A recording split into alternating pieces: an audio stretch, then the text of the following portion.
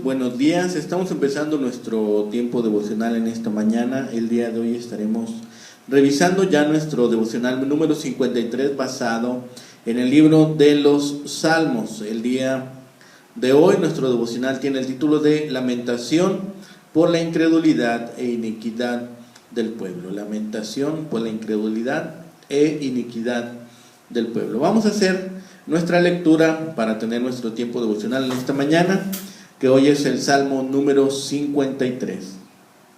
Salmo número 53, dice la palabra: dice el necio en su corazón, no hay Dios. Se han corrompido e hicieron abominable maldad. No hay quien haga bien. Dios desde los cielos miró sobre los hijos de los hombres, para ver si había algún entendido que buscara a Dios. Cada uno se había vuelto atrás, todos se habían corrompido. No hay quien haga lo bueno, no hay ni aun uno. No tienen conocimiento todos los que hacen iniquidad, que devoran a mi pueblo como si comiesen pan y a Dios no invocan. Allí se sobresaltaron de pavor donde no había miedo, porque Dios ha esparcido los huesos del que puso asedio contra ti. Los avergonzaste porque Dios los desechó.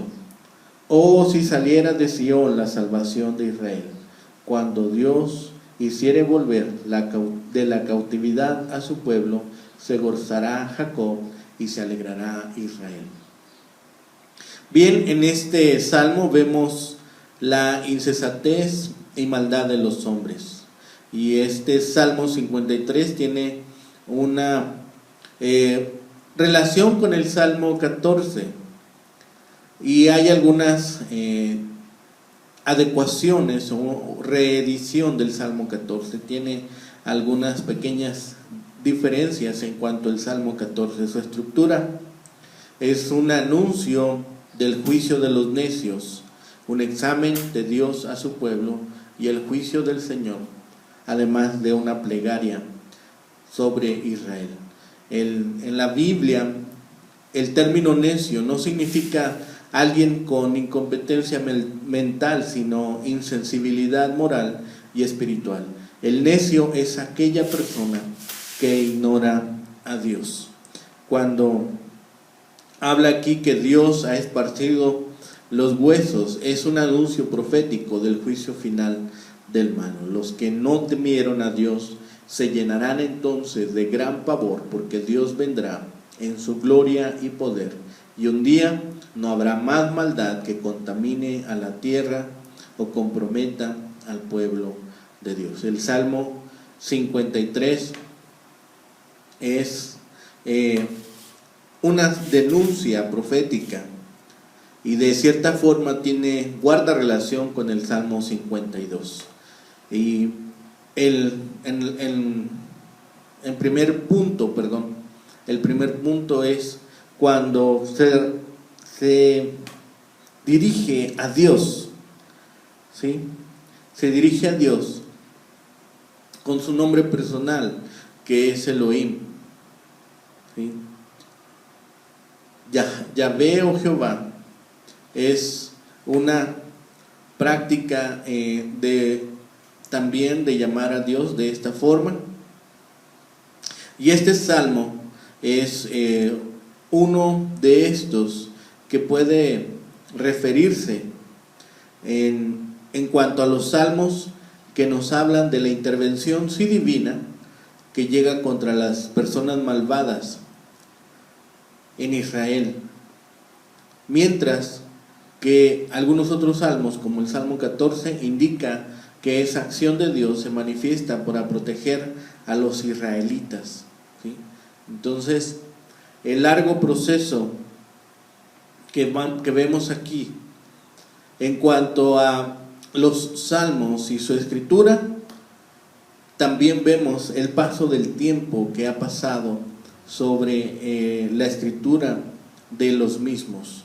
Los cambios sutiles de los poemas brindan a cada salmo una identidad propia. El Salmo 14, por tanto, se refiere a la gente malvada en Israel y presenta el juicio que les corresponde. Y para el Salmo 53 vemos una diferencia, pues el poema ahora presupone que Israel ha estado en crisis y que la intervención divina llega para destruir a sus enemigos. Los necios del Salmo 14 son los israelitas, mientras los necios del Salmo 53 son extranjeros que desafían al Señor. ¿Sí?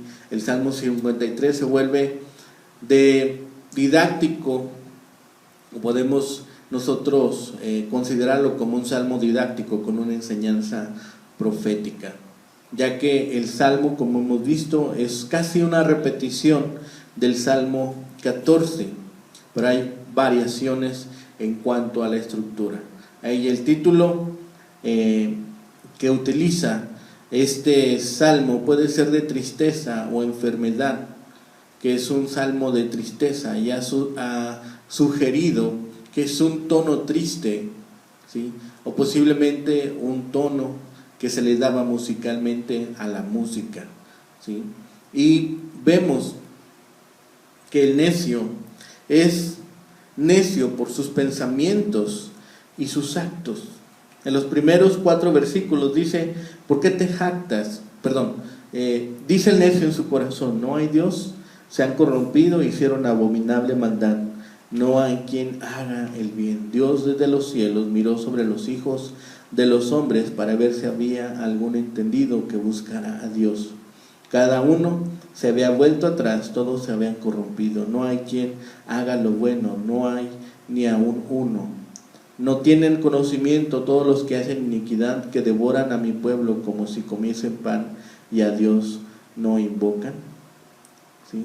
Hay esta sección y es muy parecido a lo que encontramos en el Salmo número 14.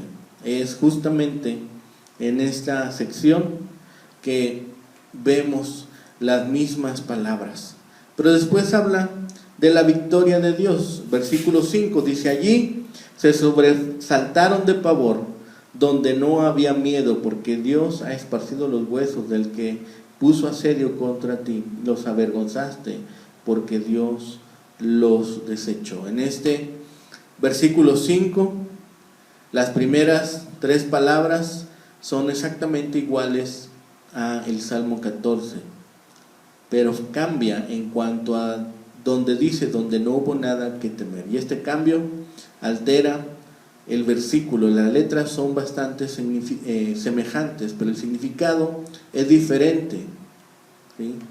Es estas líneas justamente que nos llevan a pensar que este Salmo 14 fue adaptado a una catástrofe en que Dios puso temor en los enemigos y los venció. Podría referirse a alguna victoria de alguna campaña de guerra o a la destrucción del ejército que estaba asediando al pueblo de Israel. Dice que le llena de pavor. Describe una repentina inversión en el curso de la guerra. El arrogante enemigo que asediaba a Israel se sintió lleno de un repentino pavor y fue totalmente deshecho. Hay muchos ejemplos históricos de lo que pudo haber sucedido con los enemigos de Israel. Por ejemplo, en el libro de Crónicas y en Isaías. Dice incluso el Salmo que ha esparcido los huesos. Quizá no había nada más deshonroso para una nación en guerra que ver los huesos de sus soldados esparcidos por la tierra en lugar de ser sepultados. Y hay un clamor, como vemos en el versículo 6, por la restauración. Oh, si saliera de Sión la salvación de Israel, cuando Dios hiciere volver de la cautividad a su pueblo, se gozará Jacob y se alegrará Israel. Se vuelve a este texto que conocimos en el Salmo 14. Este salmo es parte de esta colección en donde se utiliza el nombre de Elohim y es referido a Dios de los cielos, ¿sí? El salmo es, por tanto, uno de los salmos que nos habla de cómo es que Dios ejecuta justicia sobre aquellos que buscan asediar a su pueblo, aquellos que buscan exterminar al pueblo elegido, ¿sí? Cuando dice los avergonzaste porque Dios los desechó. Es aquí donde Dios está con la generación de los justos. Del consejo del pobre se han burlado, pero Jehová es la esperanza. El lenguaje que usa el Salmo es mucho más concreto y específico y aluda pues al ataque, sí, de la ciudad, pero en nuestro contexto al ataque a los hombres justos, a los hombres que han puesto en Dios su confianza. El primer caso, la primera lectura que podemos hacer es aquellas ciudades que estaban asediadas durante la guerra. Fueron rechazados con pérdida de hombres para los atacantes. Y la aplicación para nuestros días es que Dios puede esparcir a los enemigos de aquellos que son sus hijos. Por eso vemos aquí la insensatez de aquellos hombres que han rechazado la guía de Jehová, la guía de Dios, la guía de este Dios que siempre provee de lo necesario, que tiene interés en el bienestar de su pueblo y está involucrado siempre en que lo puedan conseguir. Aquí el necio niega la existencia de Dios todopoderoso y soberano, que es lo que significa Elohim, que sostiene y que gobierna el universo. Dios puede ser negado en dos sentidos. Algunos niegan que el Creador tenga interés especial alguna en el hombre o por algún grupo de hombres, y otros repudian la posibilidad siquiera que exista un Dios. Por eso aquí el Salmo habla del necio. Y habíamos dicho que no es necesariamente una persona tonta o una persona que tenga capacidades distintas que no pueda ejercer.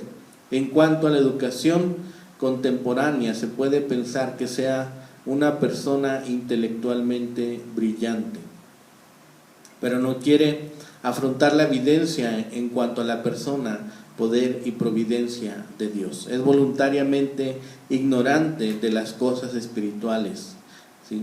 La palabra hebrea conlleva la idea de un rechazo malicioso, de uno que no quiere reconocer de esta forma la verdad. Hoy el ateísmo está ligado con depravación y degradación, a veces como causa y otras tantas como efecto, aunque no como regla general.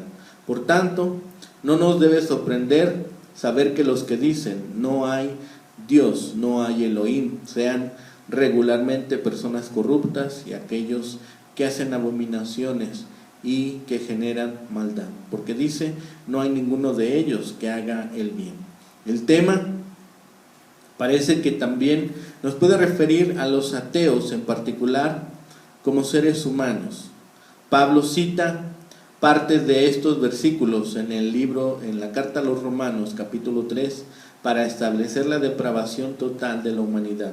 La acusación, por supuesto, se vuelve verdad. Cuando Dios mira desde los cielos sobre la raza humana, no puede hallar ni uno que, dejándose a sí mismo, sea sabio para temer al Señor.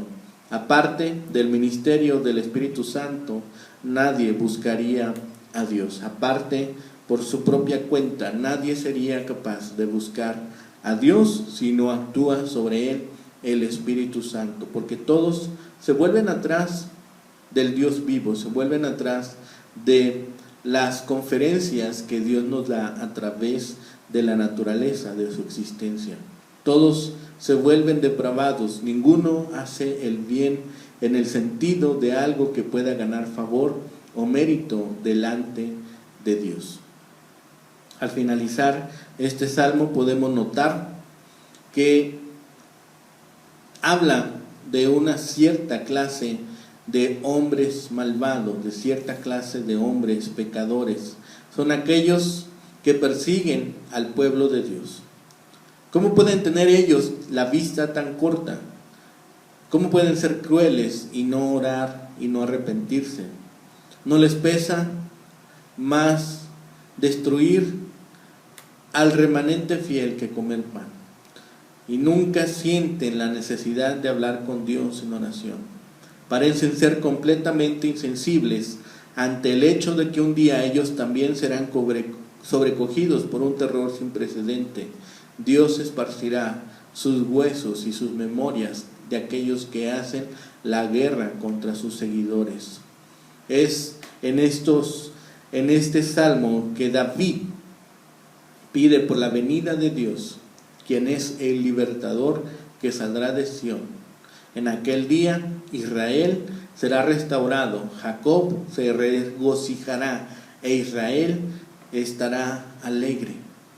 Este salmo que hace eco en el Salmo 14 debe recordarnos las necedades del ateísmo. La gente puede decir que no hay Dios para cubrir sus pecados. La gente puede negar la existencia de Dios para tener una excusa para continuar pecando. O incluso la gente puede decir que no existe un Dios para pasar por alto al juez y evitar el juicio. Un necio no es, por tanto, alguien falto de inteligencia. Muchos ateos e incrédulos son hombres y mujeres educados, que tienen conocimiento de las cosas, que tienen conocimiento de la ciencia, que tienen habilidades en todos los campos de conocimiento. Pueden ser hombres y mujeres cultos, pero son necios porque rechazan a Dios, el único que puede salvarles y el único que ha mostrado los suficientes méritos para ser alabado. Hay una necedad del pecado, porque dice el necio en su corazón: no hay Dios, no existe Dios, no hay un Dios creador, no hay un Señor de la vida, no hay nadie que haya creado al universo. Hay una presencia del pecado constante, porque no hay quien haga el bien. E incluso la palabra llega a decirnos que habrá algunos que a las cosas malas les pongan el título de bueno, y a las cosas buenas pongan el título de malos. Hay una presencia del pecado muy alta hoy en nuestro mundo. Hay tantas cosas que han sido tituladas como buenas, pero la conciencia nos dicta que son malas. El pecado también es declarado. El pecado no se puede ocultar. Dice, para ver si había algún sensato que buscara a Dios. Podemos hoy preguntar a tantas personas si conocen de Dios, si saben de Dios, si lo han escuchado alguna vez. Muy probablemente más personas de las que creemos podrían afirmar que alguna vez han escuchado de Dios.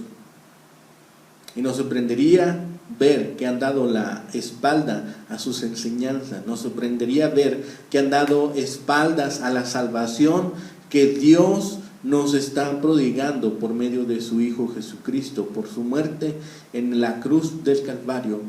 ¿Cuántas personas nos sorprenderían con su respuesta? ¿Sí?